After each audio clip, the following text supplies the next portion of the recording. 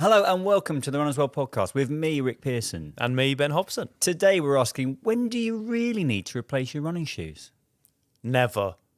That's not true. That's a lie. That's huge, getting that. Yeah. But no, it's really interesting. I think it's always a hotly debated topic in terms of how long is a shoe going to last? What does that actually mean to people in terms of the length of use of a shoe? What it feels like when a shoe is dead? Yeah.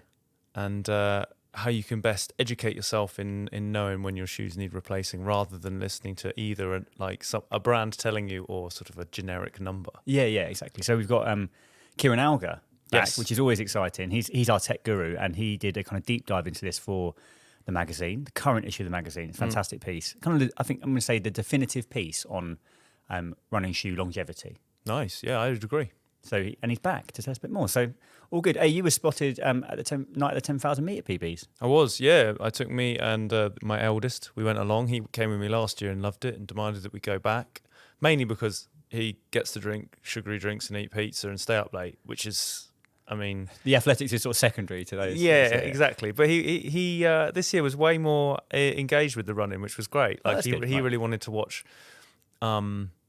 You really want to watch the final, and like, I mean, it's by that point it's dark and there's fireworks, like fires going off every time people go through last lap and stuff. He was so that was made it. Fire makes everyone more engaged with things, especially children. Give us a sense of if anyone doesn't know the night of 10,000 metre PBs, Ben. Right,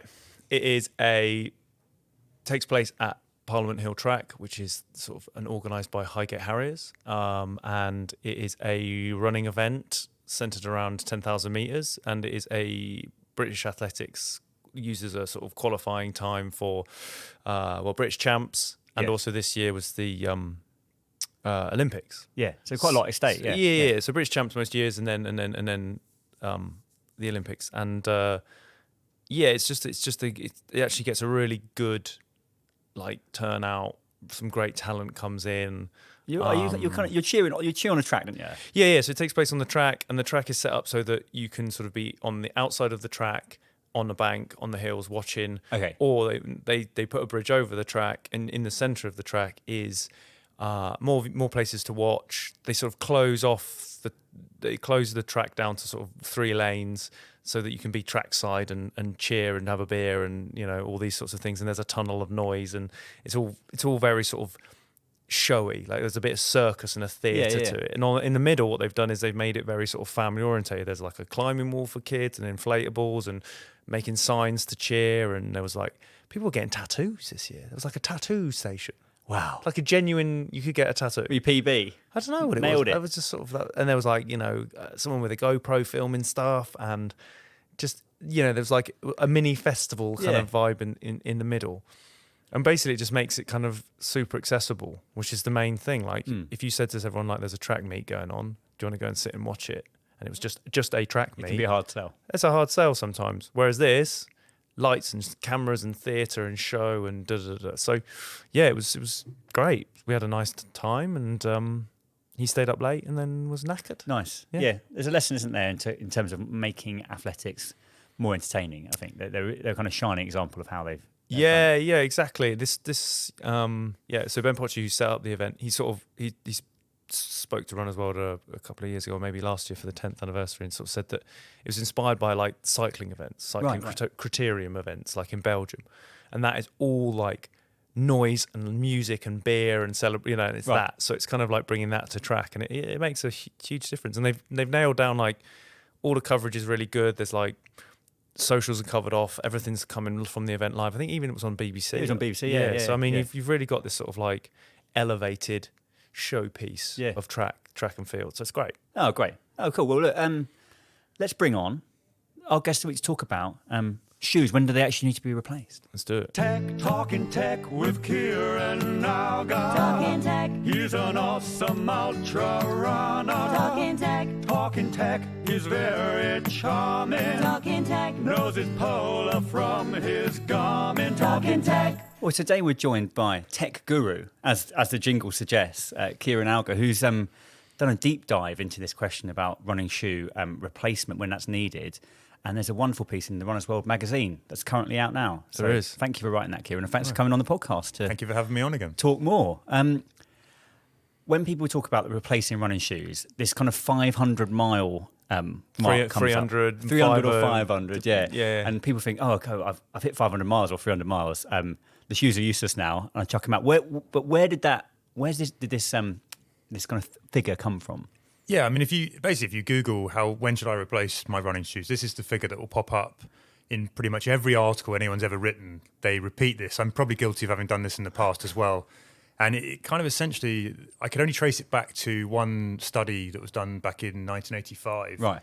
Where they essentially tested a bunch of different shoes. They used some machines and they used some humans to bash up the kind of EVA midsoles and see whether or not they retain their performance or their cushioning actually over a long period of time.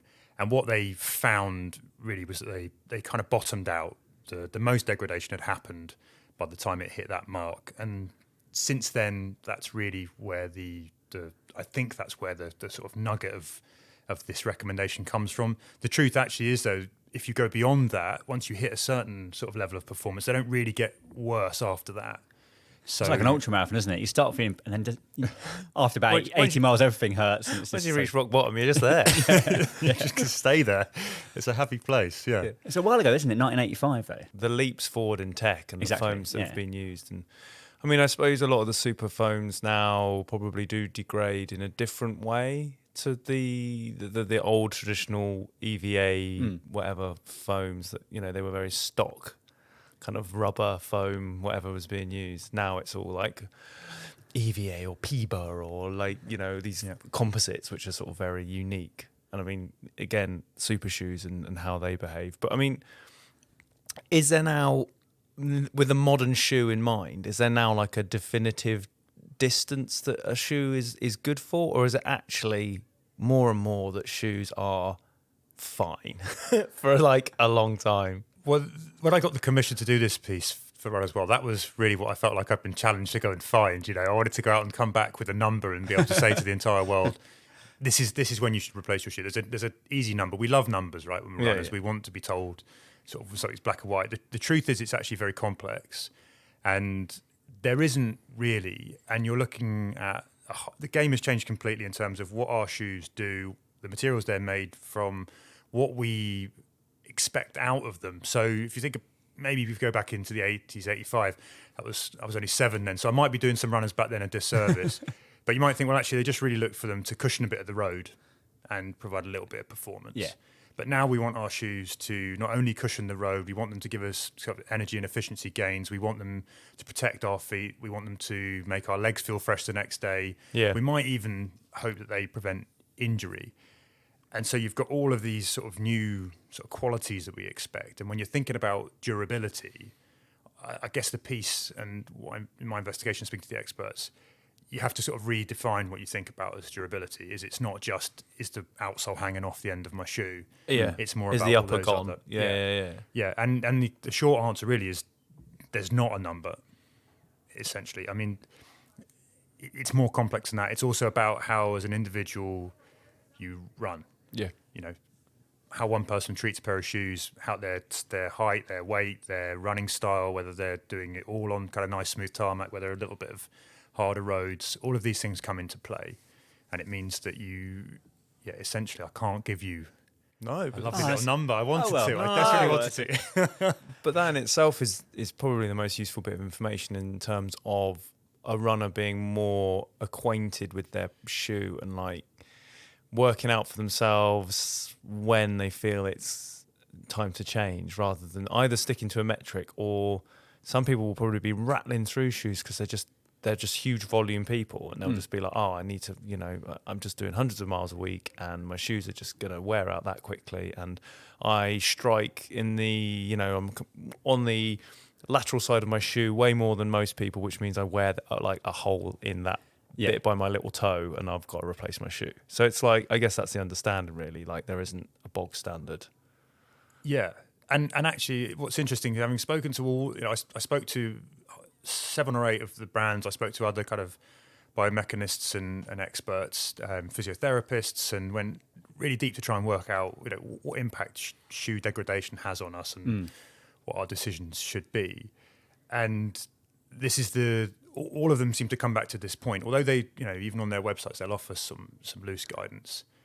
Everybody's like, you have to. It's almost like going back to real basics and being in tune with your shoes. Yeah.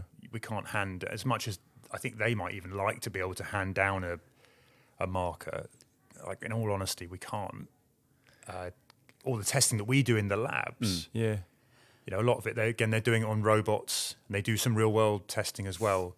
But if you've got a robot striking a shoe in a very kind of rhythmic pattern, it's going to wear very differently to real humans out there in the world. Scuffing corners. And, still wearing them to the post office and, kick the, not undoing the laces before you take them off, all those kind of things. What might be some of the warning signs then in terms of when you're wearing a shoe that could give you a sense that maybe you're getting towards the end of its natural life? Yeah, so I think one of the things that people would often look for, there's some sort of characteristics. We used to look for when the midsole foams would crease in old EVAs. That was a good sign because it would happen over time. That's a problem now because a lot of the newer foams, they will crease immediately. So that's no longer a signal. So you then get back to this point where the real, it has to be a feeling. And it sounds a bit sort of, it's hard to sort of describe it. You want people to talk about when the shoe goes dead. Yeah. And it's not just sort of dead on one run, but on subsequent runs, you have this feeling that there's the performance that you were getting, it just isn't quite there anymore. Yeah. And that's one sign. And that's only you will really know what that dead feels like to you. There are obviously other areas, again, outsoles sort of cutting off or big wedges being worn away if you strike in a certain way. The one thing that's obviously the big signal for people is when the uppers go and tear and rip. The other thing is in the heels and the heel collars, you get that kind of rubbing away and maybe the heel counter might poke through. Nowadays, most of those things, according to all of the wear testers that I spoke to, will happen before the midsole bottoms out. Okay. So there'll be a lot of the other sides. The thing that they're looking at the moment is to try and really make the uppers and everything else as durable as the midsole foams. Yeah, right. Yeah. And I guess you can always... Uppers is something you can fix, isn't it? Yeah. They are fixable in terms of we've got patching them up. Information on the website if people want to repair their own shoes. Yeah. There's how to glue and fix an upper and fix the holes and all that sort of stuff. Is there any sort of data or findings around what would be like your everyday shoe, the more robust shoes that get built, thicker uppers, more rubber on the outsole, how long they last versus the super shoes, these stripped back like uppers, foams? Is it very much to task, which you'd expect, everyday running shoe, big mileage, more durable, race shoe? Yes, of course, you're spending all your money on something which is going to wear away much quicker.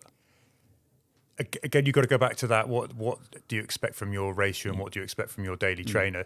So often those daily trainers, it's changing now a bit, but often those daily trainers are built with foams or foam blends that have more durability built into them. They will last longer. They are designed to take bigger volume, but the truth is actually in the super foams, which are they're designed to be light and resilient and all of those things that make them arguably less durable from a wear point of view. Yeah.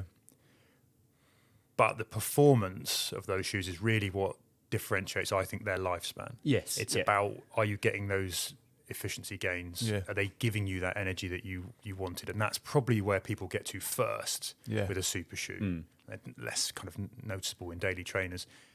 They're obviously about to, the shoe brands are working hard to sort of make this a little bit more complex because you're starting to see some of those sort of super foams trickle down into daily shoes now with super trainers. Yeah. And then you're going to have good questions asked about, does a super trainer last as long as an EVA regular daily trainer? One of the really interesting parts of your piece is that it looks at, say, once the performance end of your super shoe has, it's run its best miles. Yeah, it still might be a better shoe than a non-super shoe, so it could still be part of your rotation. It's just a bit like you get it in football where you're like, you're not a box-to-box midfielder anymore. You're going to have to move to like centre back or something. But the quality of the shoe is such it's actually still a better shoe. You're going to be a very good centre back. Yeah. You're still better than like a £70 shoe. Yeah, it's quite interesting. Was that something that you were surprised at hearing? I was, and there were some people who sort of said I wouldn't recommend that you necessarily use this, your carbon racer for daily training. But in terms of can they do that? The answer is probably yes. Yeah, and I had sort of people say that a degraded, supercritical or Pebax foam, whatever, could be almost as good as a brand new EVA foam at the start of life. Some people disputed that and said it's not quite exact, but I really like the idea that you can run some of those shoes for different purposes and filter them down through your chain a bit, particularly because of how much they cost.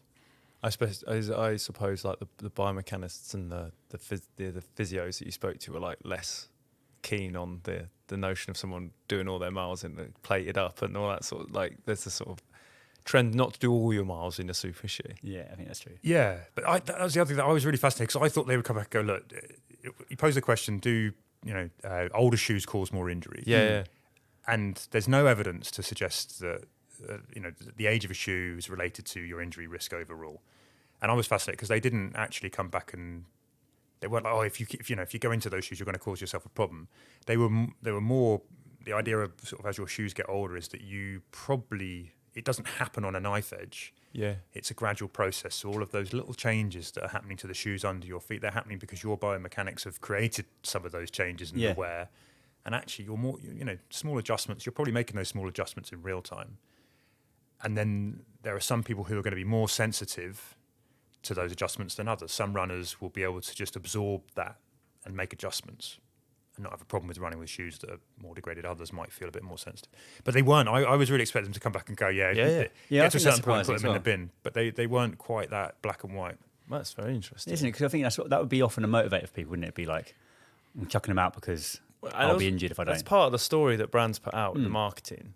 Obviously, I think so. Like, I agree. You've got to take that into account as well. That there is obviously that. Thankfully, that a lot of brands have lent into that 500, 300 kilometre per mile marker just because it's been quite good as a sales pitch. Like, you're going to need to replace them. We've got a new model. Luckily, yeah. Luckily for you. Luckily. It's time for an advert.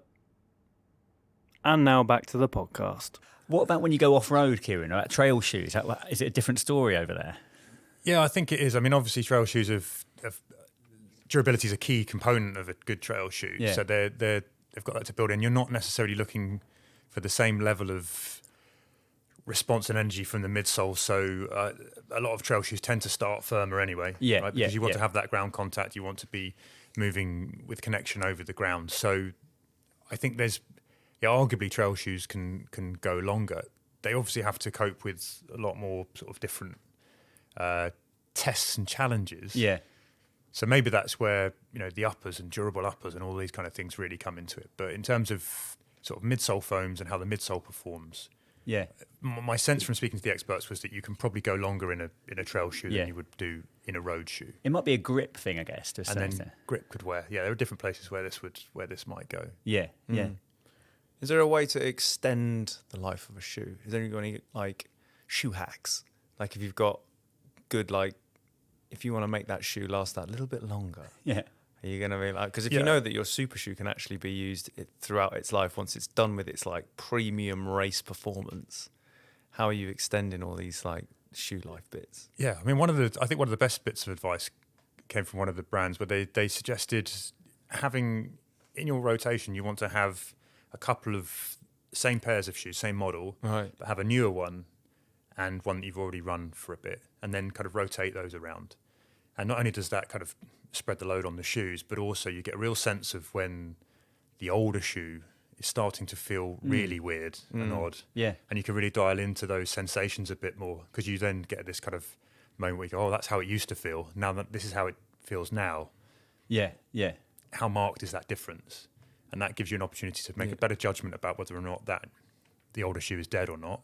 And I think the other thing is just using shoes. It's really important nowadays to use shoes for their intended purpose. Yeah.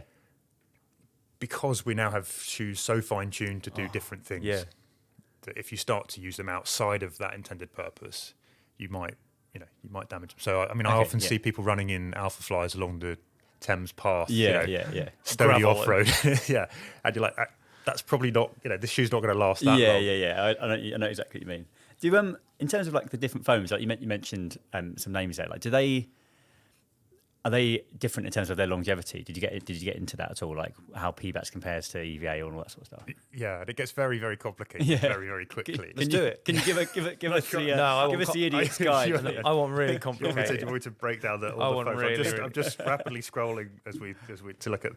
So I mean, yeah, standard foams, older sort of EVAs tend to be, they're more durable. They're cheaper. They're more stable, but you get lower energy return. That's the idea. Okay. Yeah. And the premium foams, you're going to get more energy return, but you're going to maybe trade off between durability in terms of that, how long does it hold, that performance, and the other things.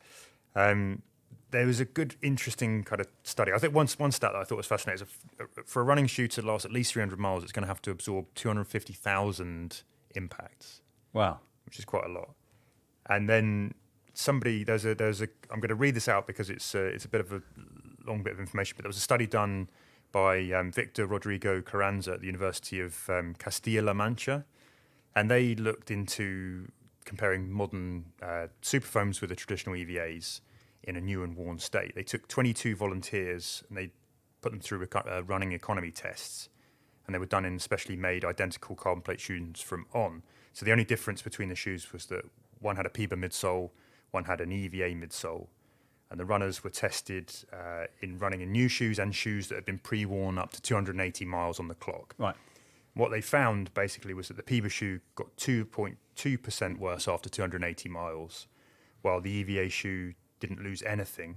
But also at 280 miles, there was no significant difference in the running economy benefits between the two EVA and Peba shoes. So Interesting, okay. you can see your modern foam shoe degrades to a point of the EVA, and then they kind of even out. But yeah, But whereas EVA was actually pretty much EVA holding its performance. It sort of holds its performance along. Yeah. It's very interesting, Isn't it? Yeah. Well, especially because a lot of the supercritical foam is like the major tech advances that justify the cost of the shoe. So I guess it's like, of course, when you first running that pair of supercritical Pebax foam, whatever it is, that might feel incredible, but the chances are that actually, as you say, after 280k, I mean, It's 280 miles. 280 miles. It's going to be sort of similar to that old reliable EVA. What they didn't do, and I think I spoke to the expert behind this. They wished they'd sort of, or they wanted to do another study just to look at and see if they could take it longer than that and what happens after that. So did they just stay level then, or do they drop off even more? I mean, it's 26 marathons, isn't it? No, sorry, 10 marathons essentially. So it's quite a lot. 10 marathons is actually a lot for a race shoe, isn't it? If you think about like your value in terms of, we're getting back to that value of a shoe, not just necessarily like when is it finished. Yeah. If you're absolutely invested in getting your best performance every single race that you enter, 10 marathons. I mean, that's like, if you wore them just for those races, maybe a bit of training in between, how many? That's 5 years. If you're doing 2 a year, I know what you mean. do you know what I mean? The value in that shoe is actually is good. Yeah. Yeah. In terms of your own attitude shoes, Kieran, have you been big on only running in shoes to what you thought was the mileage, and through doing this research, have you led to any other kind of conclusions off the back of it? I actually found, I was scanning through some old photos for some reason. I found a post that I'd made where it was early on when I started running years and years ago, and it was about the new shoe I was swapping to from the old one, and I'd marked the mileage on the old shoe, and I'd done like 1,500 miles in an old pair of, I think they were Gel Nimbus or something. Right. And the new shoe, so I think back in the day, even then, when you sort of first started running, I was just running for as long as I wanted. Yeah. And to be honest, these days I just try to get a sense of when the shoes are done. Yeah. I'm not getting to when Strava gives that little alert and says, 300 miles, time to change. Yeah. I don't really pay much attention. I'll just sense it. Do it on a bit of feel. Yeah. Yeah, I think the same. I think that Strava tracking your gear thing was one of the things that first alerted me to the fact that a shoe could keep going.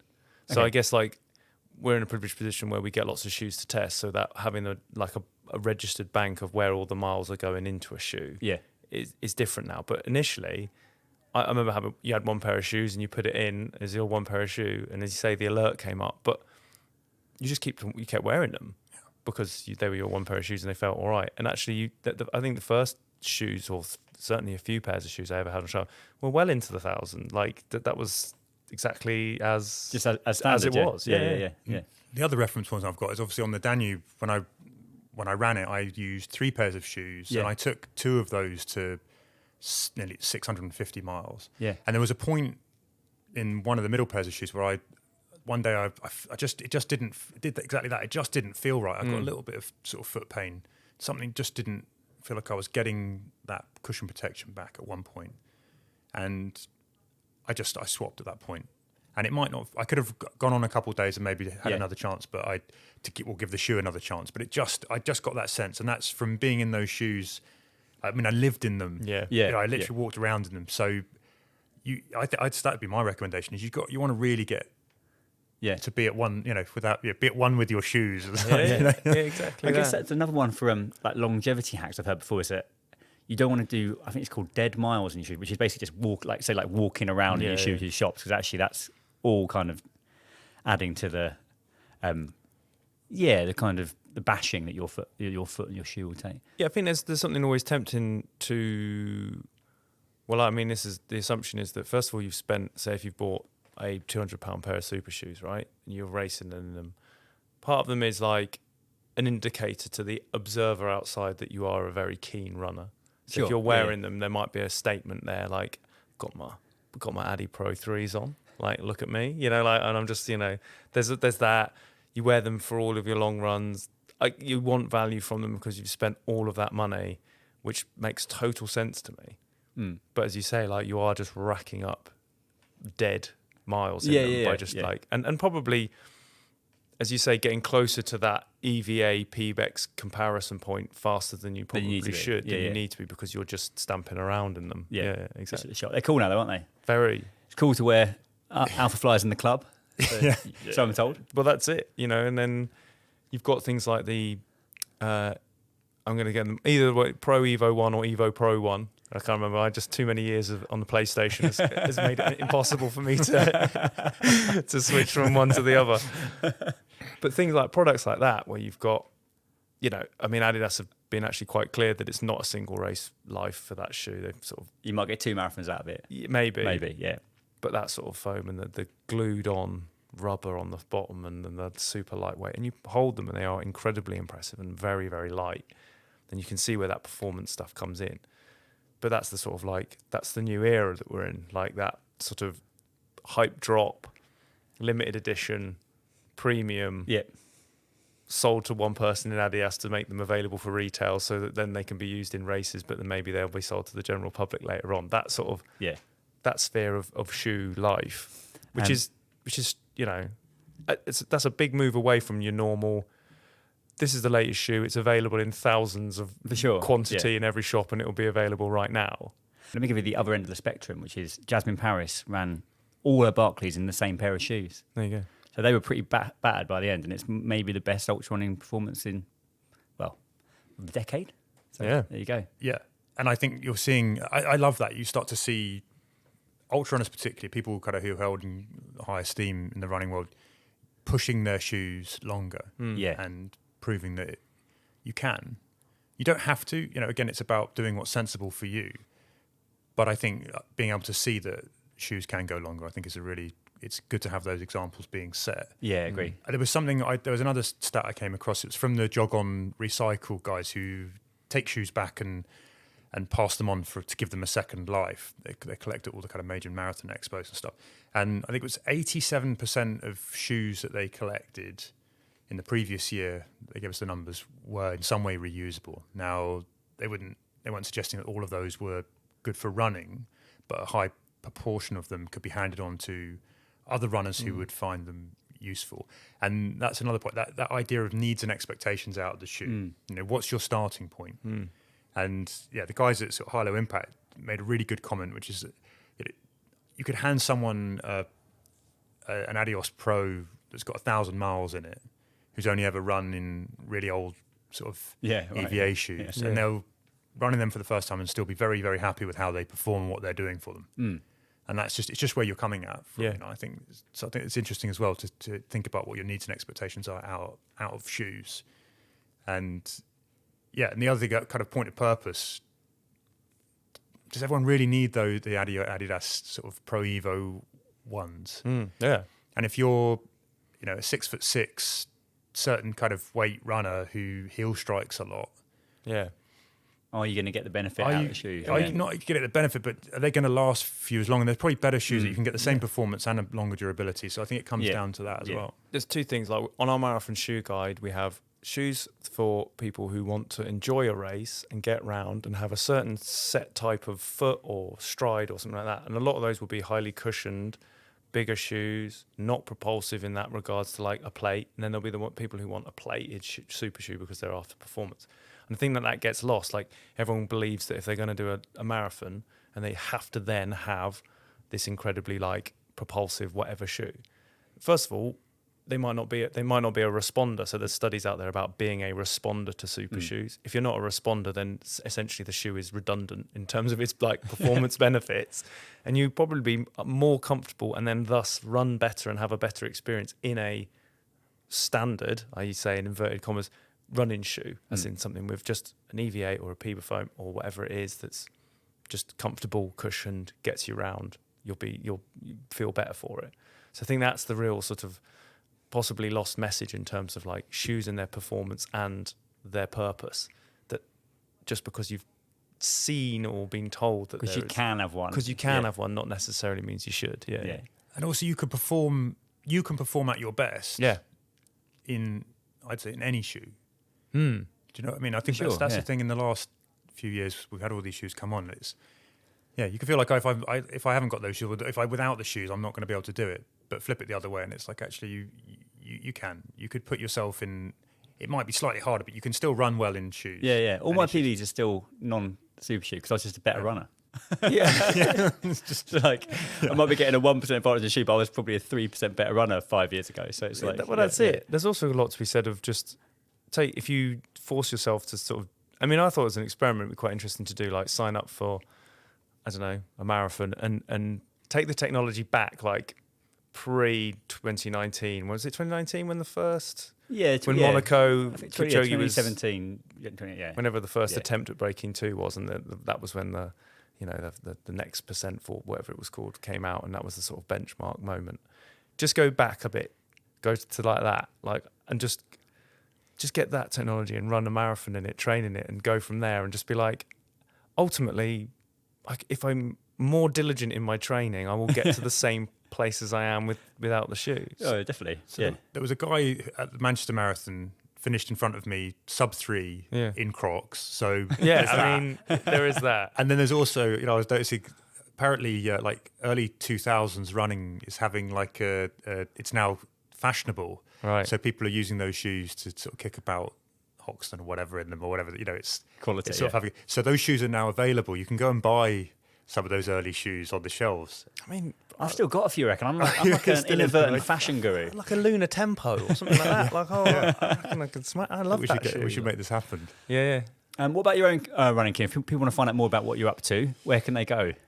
Yeah, so you can follow me on Instagram. I'm on @manvmiles, and my next race, I'm going to go out back to the Comrades Marathon, which I've done a race in South Africa. I did the down run last year, so it's 55 miles.